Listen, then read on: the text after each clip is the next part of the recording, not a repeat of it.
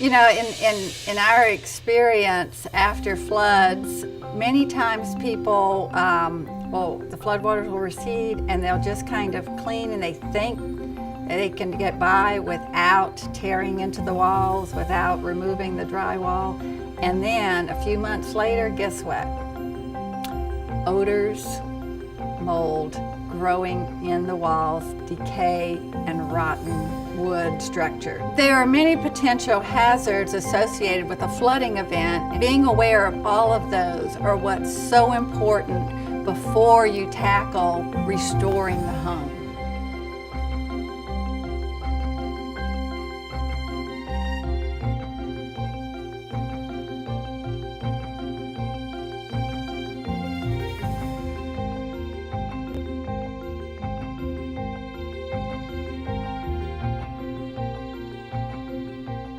After a flood, even though you feel very desperate to quickly get back in your home and you want to restore your life, it can be very, very difficult to find a qualified contractor. It is so important to not delay the cleanup process. As soon as it is safe to return into the home, begin right away. Just examine the capacity you have in your own household. Do you have skills that can be used? Do you have a health condition where that would make it to where you should not be doing the cleanup and restoration work? There are many potential hazards associated with a flooding event, and if that was combined with wind or any other kind of hazard, that adds to it. Essentially, floodwater is considered contaminated black water. It probably has sewage in it, it may have chemicals, fuels, pesticides, a variety of things that can be dangerous on contact. For the biological contaminants, such as from sewage and kinds of exposures, clean first and then disinfect. But of course, you need to wear proper protection to avoid skin contact and to minimize exposure, both to the disinfectant as well as to the contaminant. Where flooding occurs, moisture wicks up drywall and wood and any porous material. In about 2 or 3 days of wetness, you are likely to have mold. Mold is a hazard in high exposure for just about anybody, but it's especially hazardous to people with asthma, allergies, other respiratory conditions, or a suppressed immune system. So these folks should not go anywhere near a moldy home. I'm going to outline 10 steps to a safe and effective do-it-yourself mold cleanup. One is wear protective clothing, including an N95 or better respirator. 2, isolate the moldy area from clean areas and ventilate to the outdoors with a fan in the window. 3, remove porous moldy materials because you cannot properly clean them. 4, clean and disinfect if needed for rising contaminated floodwater. 5, consider applying a borate treatment to exposed woods that will help deter decay and as well as mold as well.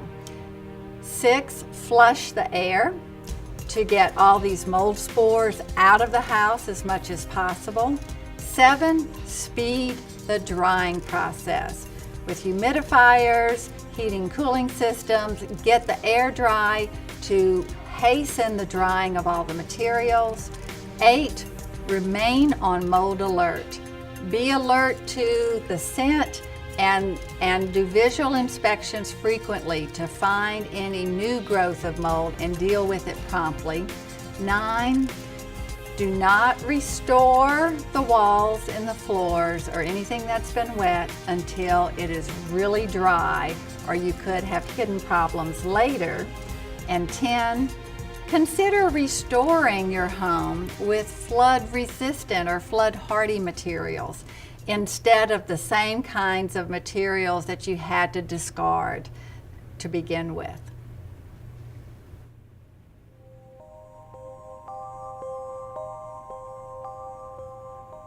Carbon monoxide occurs from burning any fuel, and most people know that it is a deadly, odorless gas that you cannot detect.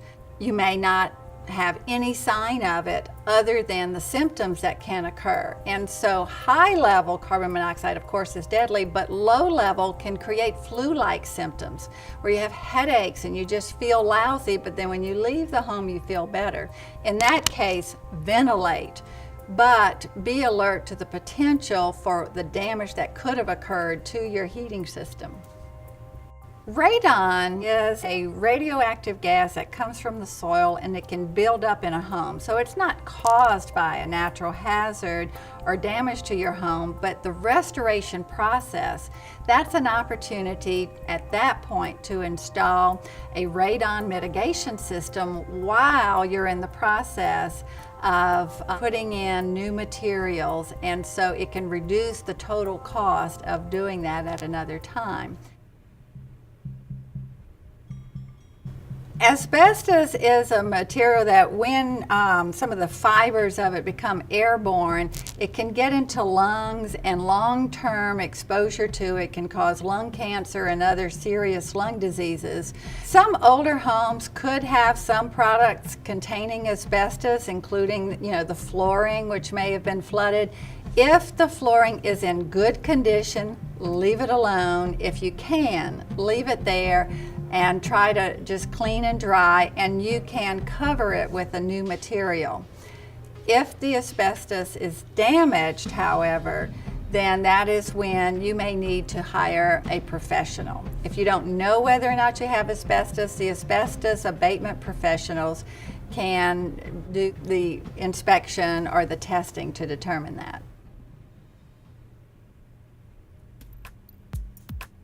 Anytime a home has been damaged that is pre-1978, unless you know there's no lead-based paint in it by a qualified inspector, assume that it's there.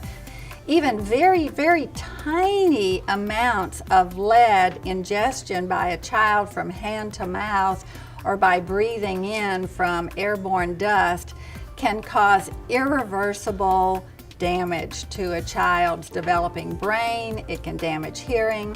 It can cause behavior disorders, reduce mental abilities. It is a serious concern everyone should always keep in mind. Lead can also create problems for adults, particularly those with high blood pressure, and then high exposure can damage just about every organ. So what that boils down to is anytime you have a home that is damaged that could have lead-based paint, assume that there is lead-based paint dust and use lead-safe work practices in the cleanup process. Of course, wear protective gear and respirators, but also that means any contractor you hire should be a lead certified renovator. That means that they have attended and completed an EPA course, and they're registered as knowing how to do restoration, renovation, painting, anything that could disturb lead-based paint.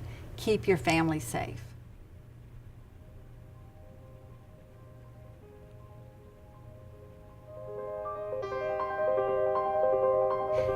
If a homeowner has flood insurance, that's going to be the #1 resource. But if they don't, then that's when disaster programs and disaster assistance programs often come into play. But checking with the disaster recovery center in the community that generally is set up by FEMA is a good first one-stop shop to find out what the local resources are. Take the time to evaluate the credentials and the experience of contractors.